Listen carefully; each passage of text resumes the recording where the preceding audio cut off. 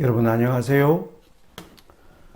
9월 15일에 오늘 다시 밤중소리 TV를 방영하게 되었습니다. 추석들 잘 보내셨나요? 제가 8월 말에 여러분들에게 방송을 한 이후로 약 보름 동안 방송을 진행하지 못했습니다. 그 이유는 여러분 여기 나오는 이 사진이 제 딸입니다.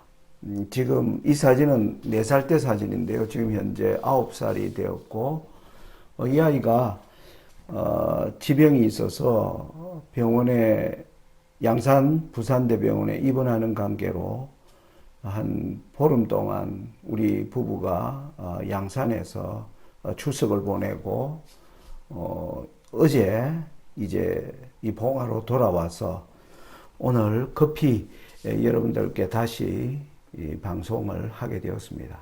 아무튼 자주 여러분들과 좀 소통하려고 하는데 여러 가지로 장애들이 생겨나서 죄송하고요. 아무튼 최선을 다해서 여러분들과 함께 우리 주의 오심을 위해 준비하는 모든 일들에 노력하는 저가 되도록 하겠습니다. 우리가 조사 심판을 공부하면서 조사 심판은 분명히 기쁜 소식인데 조사 심판에 관한 여러 가지 잘못된 개념과 또 이해가 오늘날 조사 심판을 부정하게 하는 이러한 일들이 우리 주변에서 많이 일어나는 것을 우리는 보면서 살아오고 있습니다. 그러면서 제가 지난번 강의에서 조사 심판이 복음인가라는 문제를 가지고 교회 안에서 지속되는 논쟁을 우리가 종식시키기 위해서는 이 문제를, 핵심적인 문제를 우리가 잘 따져보아야 된다. 그래서 첫째로 이 성소제도에서 나타난 이 조사 심판의 대상이 누구인가? 조사 심판의 대상은 그리스도를 믿지 않는 사람들이 대상이 아니고 그리스도를 믿는다 고백한다고 대상이 되는 것이 아니고 조사 심판의 대상은 그리스도의 십자가의 대속을 믿고 자신의 죄를 하나님께 드린 회개한 사람이 대상이라 하는 것을 우리가 분명히 이해하는 것이 중요하다 말씀드렸습니다. 그러면 이 회개한 사람에게 자기의 죄를 다시 조사한다는 것은 어떻게 복음이 되는가? 그러면 회개한 사람 중에는 두 부류의 사람이 있다라고 말씀드렸습니다. 회개했지만은 여전히 그 죄에 머물러 있는 사람. 또 한 부류는 그 죄에서 빠져나오고자 하는 사람. 바로 죄와 싸우고 있는 사람에게 이 조사 심판은 복음이라는 것을 우리가 앞전의 내용을 통해서 말씀을 드렸습니다. 아마 이 강의를 들으시는 분들은 저와 함께 죄와 싸우고 있는 사람이라고 저는 생각하고 싶습니다. 우리가 죄와 싸우고 있지만은 우리는 자주 여전히 옛 죄로 또 사단의 격렬한 공격과 유혹으로 말미암아 넘어질 때가 많이 있습니다. 그럴 때마다 우리는 사단의 비난 앞에 아무런 할 말이 없습니다. 사단의 비난이 거짓은 아니기 때문입니다. 그러나 죄와 싸우는 사람은 이 사단의 비난을 끝내기 위해서 무언가 해야 된다라고 하는 그러한 강한 결심이 생겨나리라 생각합니다. 자, 오늘은 이제 조사 심판의 4번째 에피소드로 사탄을 정오하는가라는 제목으로 좀 생각을 해보고자 합니다. 여러분, 우리 다니엘 7장의 이 예언 가운데 1798년 이후에 하늘에서 이루어지는 광경에 대한 이상이 등장을 했습니다.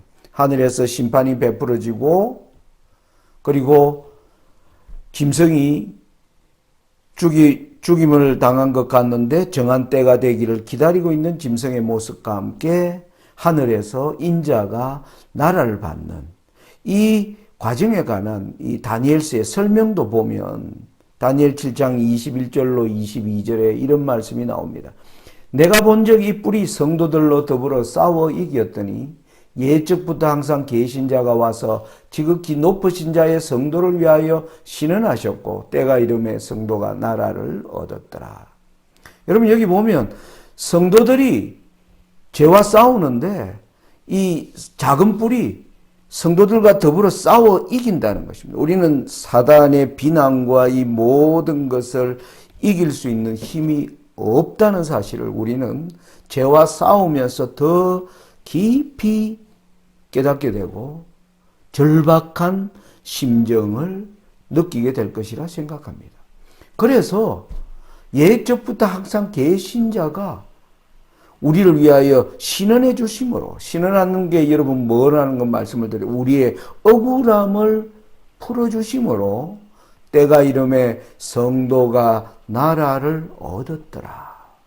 그렇게 예언 말씀하고 있는 이 의미를 우리가 깊이 이해하는 것이 중요하다는 사실입니다. 또 하나는 지성소 사역에서 이제 죽은 의인들과 살아있는 의인들을 위한 심판이 행하여지고 난 후에 사탄으로 상징되는 아사셀 염소를 처리하는 장면입니다. 바로 이러한 장면은 아까 다니엘 7장의 예언의 설명에서 보여준 것처럼 성도들의 억울한 무엇인가를 하나님이 신원해 주시고 그것을 사단에게 이제 뭡니까? 되돌려 주는 장면이 아사셀 염소에게 죄를 옮기는 것으로 우리는 대속죄일의 행사에서 그것을 볼 수 있다는 사실이죠. 레위기 16장 21절과 21절에는 그 지성소와 해막과 단을 위하여 속죄하기를 마친 후에 산염소를 들이되 아론은 두 손으로 산염소의 머리에 안수하여 이스라엘 자손의 모든 불의와 그 범한 모든 죄를 고하고 그 죄를 염소의 머리에 두어. 여러분 이 모든 것을 종합해 볼 때 죄와 싸우고 있는 그리스도인이 여전히 사단의 비난에 대하여 우리는 할 말이 없는 속절없는 죄인임을 우리는 깨닫게 됩니다. 그러면 하나님께서 어떠한 일을 우리를 위하여 하늘 거룩한 성소에서 중보하고 계신 것인가 하는 것을 우리가 생각해 보아야 되지 않겠습니까? 여러분 그리스도인이 죄와 싸우지 않는 이유가 몇 가지가 있습니다. 그리스도인은 당연히 죄와 싸워야 하는데 오늘 현대 기독교 교회 내를 보면 대부분의 사람이 죄와 친숙하게 지내고 있는 것을 볼 수 있고 그것이 우리의 삶에서도 때때로 나타나는 것을 보면서 많은 자신에 대한 깊은 회의감에 들기도 합니다. 이것은 제 자신의 경험을 이야기하는 것이라 해도 과언이 아닙니다. 그리스도인이 왜 죄와 싸우지 않을까요? 거기에는 몇 가지가 있는데 제가 요약해 본 게 이겁니다. 먼저 많은 오늘날 설교들이 죄는 이길 수 없다. 여러분 우리는 죄는 이길 수 없습니다. 죄를 짓게 하는 이 죄의 창시자인 사탄이 우리와는 월등히 뛰어난 존재이기 때문에 죄와 우리는 이길 수가 없는 존재입니다. 그래서 우리는 죄와 이길 수 없다. 그러면 뭐예요? 죄와 함께 가야 된다. 여러분 오늘날 코로나가 처음 시작되었을 때 과학자들이 백신이 나오면 코로나를 종식시킨다. 그런데 백신 나오고 백신을 몇 차례 맞아도 뭐 하는 겁니까? 코로나가 종식되지 않으니까 이 코로나와 함께 살아야 된다. 오늘날 세상이 이렇게 가는 것처럼 그리스도인이 죄와 싸우는 데 있어서 죄는 이길 수 없기 때문에 우리는 죄와 함께 가야 된다. 이런 설교와 생각들이 성도들 속에 가득 차 있습니다. 그러니까 이렇게 생각하는 사람들은 죄에 대하여 심각하게 생각지 않습니다. 그러다 보면 삶은 점점 뭡니까? 죄를 짓는 것이 익숙해지고 그 죄를 자꾸 반복하다 보면 나중에 죄를 좋아하는 자신의 모습을 보는 것입니다. 저는 이 내용, 지금까지 마지막 때를 위한 이러한 일들을 해오면서 많은 사람들을 만났고 이 문제에 관하여 심도 깊은 그러한 대화를 한 적도 많습니다. 한 이야기만 하면 몇 년 전에 한 청년의 이야기입니다. 그 당시 30살이 넘은 한 청년이었고 시골 생활을 하는 청년이었고 재림 모태 신앙이었습니다. 학교도 36 중고등학교를 나와 36 대학을 졸업한 사람인데 그가 내게 고백하는 내용은 이것이었습니다. 주의 재림이 가까웠다고 느낄수록 마음속에 드는 두려움 때문에 깊이 고민이 된다는 것입니다. 그래서 무엇 때문에 그게 고민이 되는가? 자기가 죄를 여전히 짓고 있다는 생각, 그리고 최근에는 그 죄를 자기가 좋아서 하고 있다는 그 사실을 깨달으면서 많은 절망감을 느꼈다고 했습니다. 한 청년이 학교, 중고등학교 기숙사 생활을 하면서 그곳에서 음란한 잡지들을 선배들과 함께 보기 시작하고 그 이후에 인터넷이 발달돼 오면서 그러한 영상들을 가끔 보는, 그러나 후회하면서 다시 또 시간이 지나면 그것을 보고 지금 시골 생활을 하고 있지만은 조용히 한적히 부모님들이 다 주무시는 한적한 시간이 되면 그 영상들이 보고 싶은 생각이 자기의 마음에 가득 떠오른다는 겁니다. 어떤 때는 너무 보고 싶어서 미칠 지경으로 시험에 빠진다라고 고백했습니다. 여러분, 이게 그걸 정말 좋아한다는 것입니다. 하나님이 음란한 것을, 여러분, 우리 마태복음에 여자를 향하여 음란한 생각을 하는 것 자체가 가능하였다. 그 말씀 앞에서 자신은 회복할 수 없는 죄인이라는 깊은 생각이 그로 하여금 많은 절망감을 가져다 준 것 같습니다. 그런데 임박한 예수님의 재림을 들을 때마다 그는 하늘나라를 가고 싶고 그 마음은 분명하다고 했습니다. 하나님 나라를 얻고 싶어하는 마음. 그런데 그 죄를 끊지 못하고 그것을 좋아하는 자신을 보면서 과연 나는, 이게 예수님께서 죄를 덮어주시고 용서해 주시는 이 의가 나를 충분히 구원하기에 충분한가? 가만히 새벽 시간에 생각해 보면 자기는 구원받을 수 없는 존재다라는 이 두려움이 엄습해 온다는 것입니다. 여러분, 이게 비단 그 청년만의 고백일까요?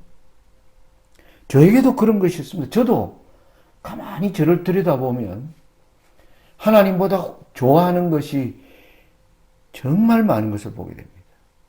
저는 예전에 바둑 두는 것을 굉장히 좋아했습니다. 바둑을 두면 교회를 가기 싫어할 정도로 바둑을 두고, 어떤 내 친구와 오랜만에 바둑을 두면 집에도 들어가지 않고, 그러한 많은 습성들, 안식일에 축구 경기가 보고 싶어서 월드컵이 진행되고 있을 때, 안식일에 중요한 빅게임이 있을 때 교회에 가 있어도 생각은 그 게임에 가 있는 저의 모습들을 보면서, 그리고 마침내 안식일이 해가 지기도 전에 뭡니까? 모든 교인이 모르는 곳에 달려가서 축구를 보고 있는 내 자신을 보면서 많은 생각들을 하게 되었습니다. 여러분, 이게 우리의 문제라는 사실입니다. 그리스도인이 죄와 싸우지 않으면 죄를 궁극적으로 죄를 좋아하는 상태, 그 죄의 종류가 점점 많아지겠죠. 모든 것이 좋아지는 그러한 상태에 빠지게 된다는 것입니다. 여러분, 생각해 보십시오. 1844년 이후에 시작된 하늘의 이 성소 정결은 모세의 성소 제도에서 보면 1년 365일 중에 단 하루. 그죠? 유대 달력으로 7월 10일 대속죄일 하루 만에 이루어지는 일입니다.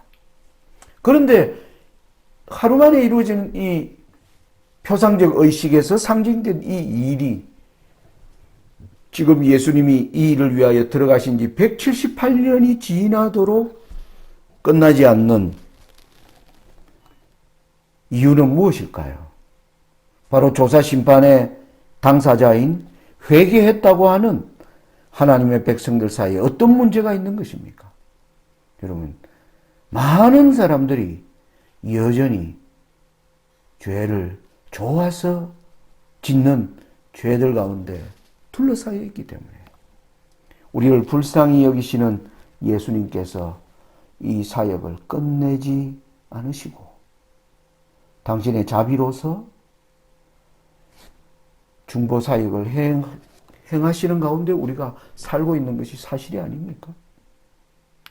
여러분, 히브리 12장 4절에는 이런 말씀이 있습니다. 너희가 죄와 싸우되 아직 피 흘리기까지는 대항치 아니하고. 히브리서에 의하면 죄와 싸우되 피 흘리기까지 대항하여 싸울 때가 올 것이라는 것을 말해주고 있는 것 같습니다. 피 흘리기까지 대항치 아니할 때 우리가 죄와 싸우는데 뭡니까? 거기에서 실패를 경험한다는 것이죠. 여러분, 사실 이것은 사실입니다. 교회 적은 1권의 말씀을 좀 읽고 말씀을 드리겠습니다.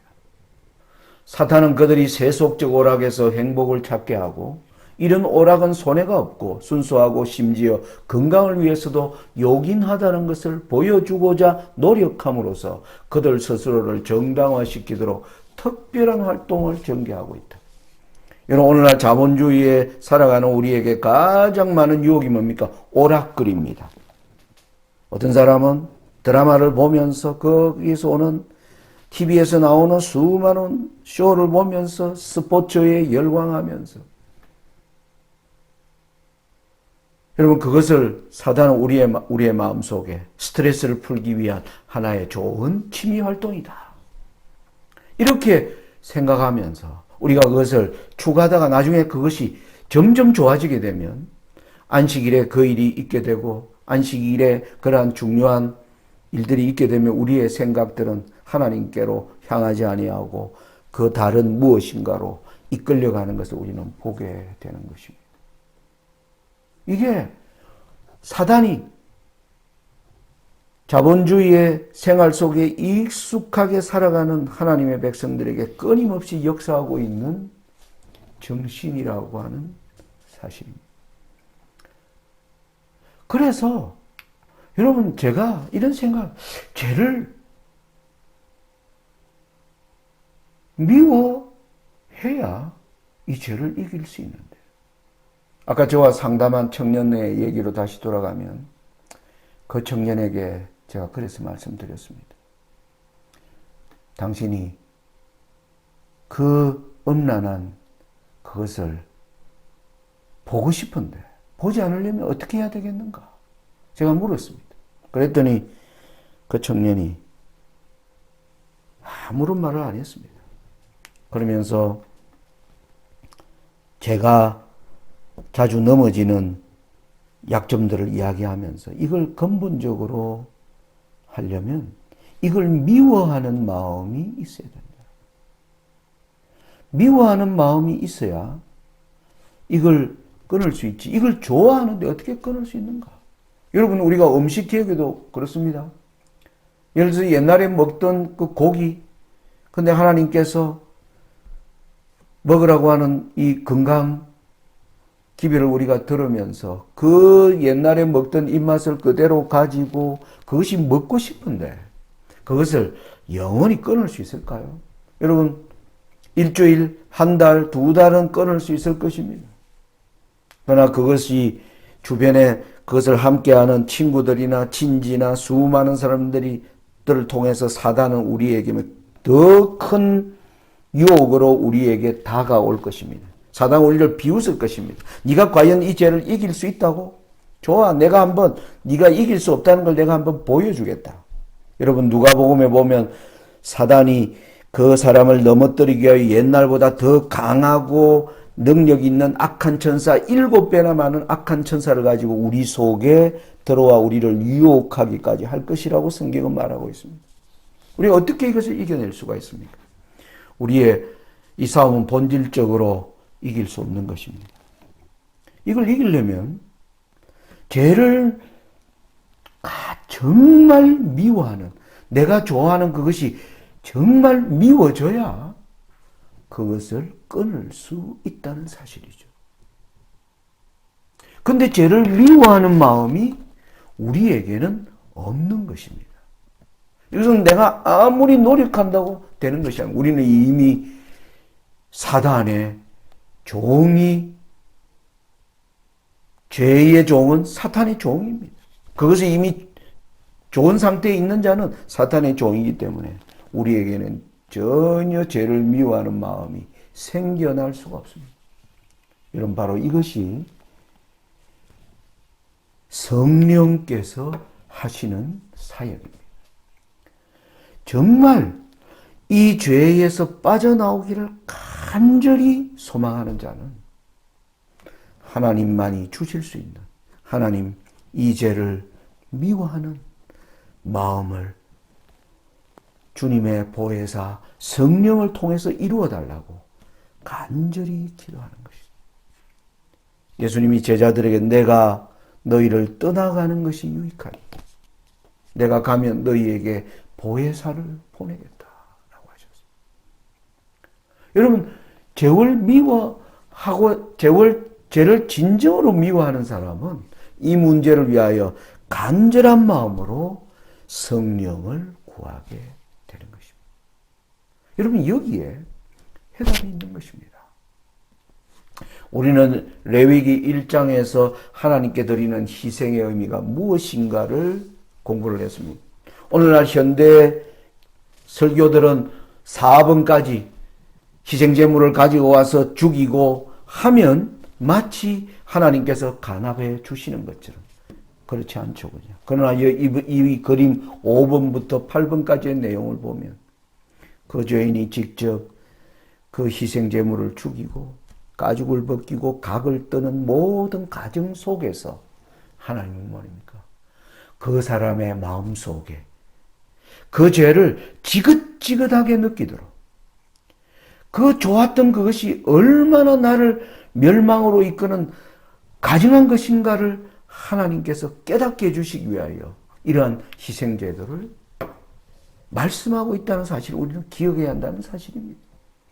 이런 마음으로 드디어 하나님께 예물을 드릴 때 바로 이 예물은 화제라 여호와께 향기로운 냄새니라고 말하고 있는 것입니다. 여러분, 대쟁투 490페이지에 엘렌 화이트는 이렇게 얘기합니다. 지배권을 장악하고자 일어나는 악한 경향들을 이기고자 하는 모든 사람 앞에는 반드시 격렬한 투쟁이 있다. 준비하는 일은 개인적으로 할 일이다. 우리는 단체로 구원을 얻지 않는다. 사람의 순결과 헌신이 다른 사람의 그런 특성의 결함을 보충해 줄 수 없다. 비록 온 인류가 하나님 앞에서 심판을 받을지라도 하나님께서는 각 개인의 사건을 조사하시기를 마치 세상에 그 한 사람밖에 없는 것처럼 세밀히 하실 것이다. 하나님이 우리에게서 세밀히 조사하는 것이 무엇일까요? 죄를 진정으로 이기기 원하는, 간절히 성령을 구하는 그 백성에게서 하나님이 무엇을 보시기를 원하시는가 하는 것입니다. 여러분, 창세기 3장 15절 아담과 하와의 범죄가 시작되었을 때 벌거벗은 수치를 가지고 어쩔 수 없는 그런 깊은 절망 가운데 빠져있는 그 부부를 찾아오셔서 하나님이 그 죄를 조사하는 과정에서 하시는 말씀이죠. 내가 너로 여자와 원수가 되게 하고. 이게 바로 하나님의 구속의 역사에서 첫 예언입니다. 내가 너의 마음속에 죄를 미워하는 마음을 넣어주겠다는 것입니다. 죄를 미워하는 마음, put enmity. 정오심을 넣어주겠다. 누구에 대한 정오심입니까? 바로 내가 너로 여자와 여기 너는 바로 뱀을 나타내고 사탄을 정오하게 하는 마음을 넣어주시고자 하는 것이 하나님의 목적입니다. 구속의 사역에. 여러분 지금 예수님의 임박한 재림은 드디어 예수님이 사단의 모든 권세를 밟으시는 것을 의미하는 것입니다. 여러분 여기서 우리 예수님의 생애에 나타난 교훈을 하나 보겠습니다. 마태복음 22장 41절로 46절입니다. 바리새인들이 모였을 때 예수께서 그들에게 물으시되 너희는 그리스도에 대하여 어떻게 생각하느냐? 네 자손이냐? 대답하되 다윗의 자손이니이다. 가라사대 그러면 다윗이 성령에 감동하여 어찌 그리스도를 주라 칭하여 말하되 주께서 내 주께 이르시되 내가 너 원수를 너 발 아래 둘 때까지 내 우편에 앉았으라 하셨도다 하였느냐. 다윗이 그리스도를 주라 칭하였은즉 어찌 그의 자손이 되겠느냐 하시니 한 말도 능히 대답하는 자가 없고 그날부터 감히 그에게 묻는 자도 없더라. 여러분 이 장면은 예수님을 어떻게든 무너뜨리고 사단의 앞잡이가 되어 예수님을 죽이기까지 하려고 하는 그러한 지도자들에게 예수님이 나타나셔서 그들에게 던지는 예수님의 질문이 바로 여기에 시편 110편 1절 여기 마태복음 22장 44절에 주께서 내 주께 이르시되 내가 너 원수를 너 발 아래 둘 때까지 내 우편에 앉았으라 하셨도다 하였느냐. 여러분 이 예수님이 이 물은 질문은 아주 핵심적인 내용을 담고 있을 것입니다. 바리새인 누구도 이 질문에 대하여 대답하지 못했습니다. 여러분 이 예수님이 인용한 시편 110편을 보겠습니다. 시편 110편은 7절까지 되어 있는 짧은 성경절인데요. 여기 바로 1절에 예수님이 이 말씀을 인용하셨습니다. 여호와께서 내 주에게 말씀하시기를 내가 너 원수로 너 발등상 되게 하기까지 너는 내 우편에 앉으라 하셨도다. 아버지 하나님이 아들이신 예수님이 자신의 보혈의 피를 가지고 드디어 부활하여 하늘로 성천에 올라오셨을 때 아버지께서 아들에게 이제 내가 너로 너 원수로 너의 발등상 사단이 완전히 짓밟히기까지 너는 내 우편에 아버지 보좌 우편에 앉으라 하는 거예요. 여러분 보좌 우편에 앉는 게 뭘까요? 시편 110편 4절을 보겠습니다. 여호와는 맹세하고 변치 아니하시리라. 이르시기를 너는 멜기세덱의 반차를 조차 영원한 제사장이라 하셨도다. 여러분 예수님이 멜기세덱의 반차를 쫓아 하늘 성소에서 봉사하시는 사역의 목적이 무엇입니까? 사단을 발등상되게 하는 것입니다. 사단을 완전히 짓밟는 것입니다. 여러분 그러므로 이 조사 심판의 궁극의 목적은 하나님께서 우리의 마음에서 뭘 조사하려고 하시는가? 죄를 간절히 미워하는가? 간절히 미워하는 마음으로 성령을 구하는가? 그 결과로 그의 마음속에 사탄을 미워하는 마음이 있는지를 조사하는 거예요. 이게 되면 하나님이 만족하신 것입니다. 되었다. 그래서 그들의 모든 죄는 사단이 유혹하여 준 죄니 사단을 정오하는 그들의 모든 죄를 이제 사탄에게 옮기는 일이 바로 아사셀 염소를 처리하는 것입니다. 여러분 저는 오늘 네 번째 에피소드를 간략히 정리하고 이 문제를 또 다섯 번째 에피소드에서 다루기로 하겠습니다. 요약하면 이렇습니다. 구속의 역사에서 핵심적인 쟁점은 그리스도께서 사탄을 정오하셔서 죄를 이기신 만큼이나 백성들의 삶 속에 사탄을 정오하기까지 죄를 싫어하는 마음이 생겨나도록 도우시는 것이 바로 성령이 하시는 사역이시며 그리스도께서 거룩한 성소에서 저와 여러분을 위하여 중보하시는 것입니다. 히브리 기자는 이와 같이 말씀하십니다. 오직 그리스도는 죄를 위하여 한 영원한 제사를 드리시고 하나님 우편에 앉으사 그 후에 자기 원수들로 자기 발등상이 되게 하실 때까지 기다리시나니 저가 한 제물로 거룩하게 된 자들을 영원히 온전케 하셨느니라. 여러분, 한 제물로 거룩하게 된 자들을 영원히 온전케 하는 일이 뭡니까? 바로 사단이 발등상이 될 때. 여러분, 이제 추석이 지나고 열매의 계절, 가을이 다가왔습니다. 우리에게 남아있는 시간이 지금 얼마인지 알지 못합니다. 아무쪼록 밤종소리 TV를 사랑하시는 여러분의 삶 속에서 또 저의 삶 속에서 조사 심판을 통해서 하나님이 우리에게 이루시고자 하시는 그 놀라운 하늘의 뜻이 저와 여러분의 삶에 이루어지기를 간절히 바라면서 오늘 에피소드를 마칩니다. 감사합니다.